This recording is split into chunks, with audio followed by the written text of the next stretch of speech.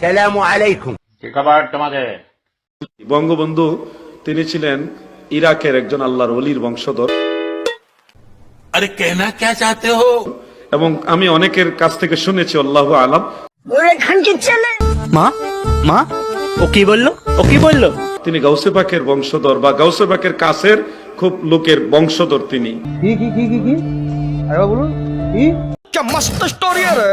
একজন বড় আল্লাহর ওলির বংশধর হলো বঙ্গবন্ধু শেখ মুজিবুর রহমান।